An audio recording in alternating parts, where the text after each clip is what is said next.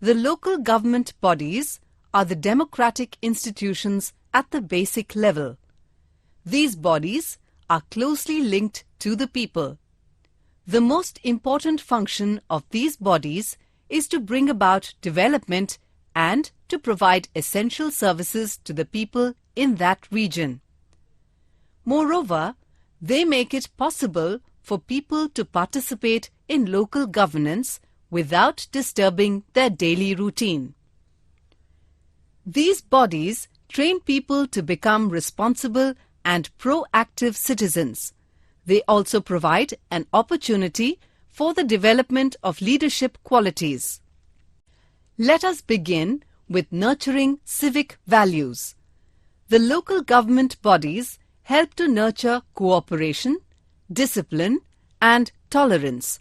It is because of the Gram Sabha that people come together and work for the development of their own village. People discover innovative alternatives for development through cooperation. It helps build confidence among the people that they can change their lives for the better through cooperation. Civic life becomes more organized if people observe discipline. Maintaining discipline helps one save both time and money. It becomes very difficult to maintain law and order if our public life is undisciplined. Money has to be spent unnecessarily just for maintaining law and order. Therefore, every citizen should observe discipline. Tolerance is essential to make our civic life joyful. It means respecting all shades of opinion, however different they may be from our own, and showing the willingness to accept good suggestions and views. Various opinions and views may be expressed while solving local issues. The attitude to respect all such opinions and views is developed through the local government bodies. Next is information about the decision-making process. We become familiar with the processes of governance through the local government bodies. People's representatives discuss the local problems and issues thoroughly. Newspapers and other media disseminate the information regarding their discussions and decisions among the masses. Thus, people get to know about how their representatives take decisions. They too can participate in the decision-making process. People realize that this is how decisions are made at the state and national level too. Training in democracy.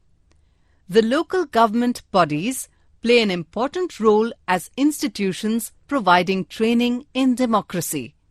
Voters can easily evaluate the performance of candidates they elect as representatives at the local level.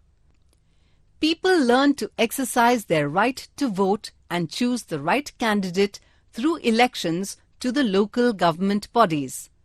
An awareness of the problems facing their towns and villages enables people to watch over the way their representatives function. They imbibe the attitude that the representatives are elected to manage the affairs on behalf of the people, and therefore it is the duty of the representatives to do so. Responsible and transparent governance is very important in a democracy. The local government bodies train people to turn this into reality. That is why these bodies are often called training grounds for democracy. Let us study about decentralization of power. The local government bodies have a wide range of functions, from sanitation to providing facilities for modern technological education. It may not always be possible for the state or the central governments to perform these duties effectively from a distance. The local government bodies are able to provide these services more effectively and quickly. That is why some power of local governance is entrusted to them. This also reduces the burden of the central and the state governments. Success or failure of policies. The local government bodies provide an opportunity to implement certain important policies on a small scale first and judge whether they will be successful on a larger scale. If a particular policy proves to be successful on a small scale, then it can be implemented on a larger scale too. For example, the policy on literacy can first be tested in a few districts. If it proves successful in those districts, the same policy can be adopted for all the other districts of the state. Next is regional uniqueness. Just as there is linguistic and religious diversity in India, there is also a great diversity in the availability of natural resources. Some regions abound in forest wealth, while others may have long stretches of fertile fields.